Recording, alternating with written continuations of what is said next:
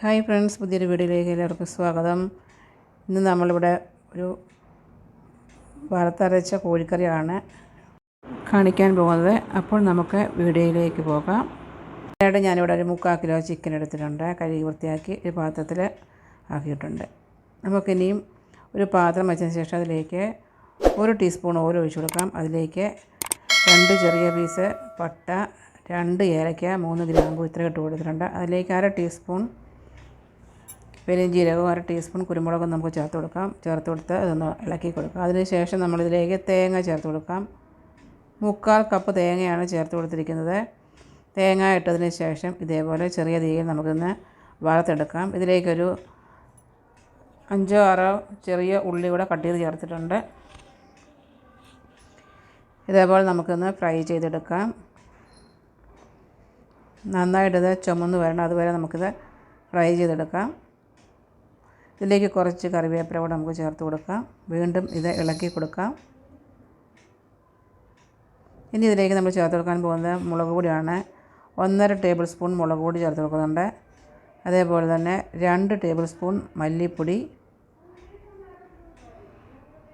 1/2 ടീസ്പൂണോളം മഞ്ഞൾപ്പൊടി ഇത്രയും ചേർത്ത് കൊടുത്ത് ഇളക്കി കൊടുക്കാം.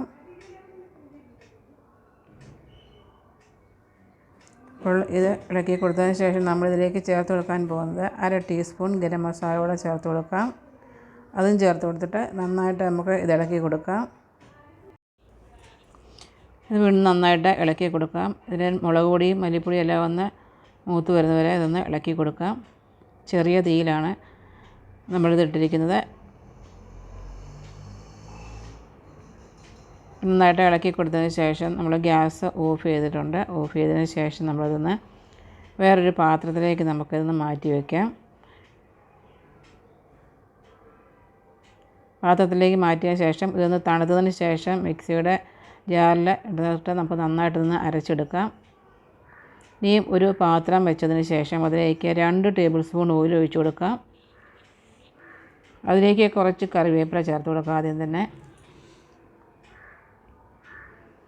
ഇനി നമ്മളിതിലേക്ക് ചേർത്ത് കൊടുക്കാൻ പോകുന്നത് മീഡിയം സൈസ് 2 സവാള നീളത്തിൽ കട്ട് ചെയ്തതാണ്. അത് ചേർത്ത് കൊടുക്കാം.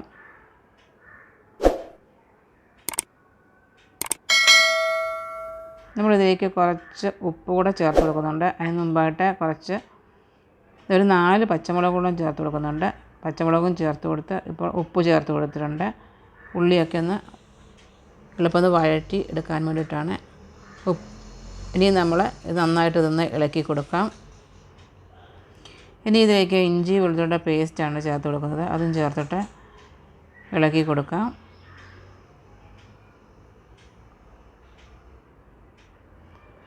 ഒരുപാട് ബ്രൗൺ കളറൊന്നും ആകേണ്ട ആവശ്യമൊന്നുമില്ല. ഇളക്കി കൊടുത്തിട്ടുണ്ട് ഇപ്പം. ഇനി നമ്മളിതിലേക്ക് ചേർക്കാൻ പോകുന്നത് 2 മീഡിയം സൈസ് തക്കാളി ചെറുതായിട്ട് കട്ട് ചെയ്തതാണ്. തക്കാളി ചേർത്ത് കൊടുത്തിട്ടുണ്ട്. ചേർത്ത് കൊടുത്തതിന് ശേഷം ഇതൊന്ന് ഇളക്കി കൊടുക്കാം. അതിന് ശേഷം ഈ തക്കാളിയൊക്കെ ഒന്ന് വെന്ത് വരുന്നതിന് വേണ്ടി നമുക്കിതൊന്ന് അടച്ച് വെച്ച് വേവിക്കാം.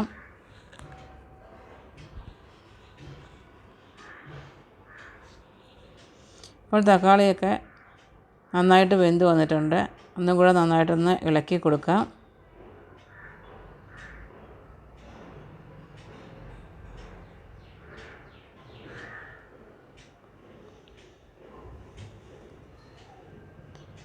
ഇനി നമ്മളിതിലേക്ക് അരച്ച് വെച്ചിരിക്കുന്ന അരപ്പ് ചേർത്ത് കൊടുക്കാം.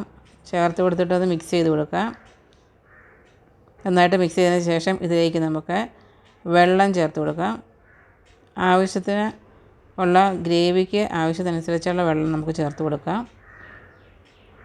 അപ്പോൾ അതിലേക്കാണ് കുറച്ച് വെള്ളം ചേർത്ത് കൊടുത്തിട്ടുണ്ട്. ചേർത്ത് കൊടുത്ത് നന്നായിട്ടത് ഇളക്കി കൊടുത്തിട്ടുണ്ട്. ഇനി ഇതൊന്ന് അടച്ച് വെച്ചതിന് ശേഷം ഇതൊന്ന് തിളയ്ക്കാൻ വെയിറ്റ് ചെയ്യുക. ഇപ്പോൾ തിളച്ച് വന്നിട്ടുണ്ട്. ഇതൊന്ന് ഇളക്കി കൊടുക്കാം. അതിന് ശേഷം നമ്മൾ കഴുകി വൃത്തിയാക്കി വെച്ചിരിക്കുന്ന ചിക്കൻ്റെ പീസുകളെല്ലാം ഇതിലേക്ക് നമുക്ക് ചേർത്ത് കൊടുക്കാം. ചേർത്ത് കൊടുത്തതിന് ശേഷം വീണ്ടും നന്നായിട്ടത് ഇളക്കി കൊടുക്കാം. അതിന് ശേഷം ഇതിലേക്ക് ആവശ്യത്തിനുള്ള ഉപ്പ് കൂടെ നമുക്ക് ചേർത്ത് കൊടുക്കാം. ഉപ്പും ചേർത്ത് കൊടുത്തിട്ട് ഇത് ഇളക്കി അടച്ച് വെച്ച് നമുക്കിത് വേവിച്ചെടുക്കാം.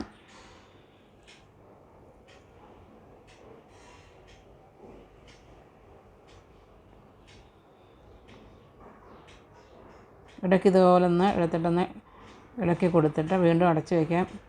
കുറച്ച് സമയം കൂടി നിന്ന് ചാറൊക്കെ ഒന്ന് പറ്റി കേട്ടോ. അതിന് വേണ്ടിയിട്ട് നമ്മൾ വീണ്ടും ഇത് അടച്ച് വെച്ചിട്ടുണ്ട്. ഇപ്പോൾ നമ്മുടെ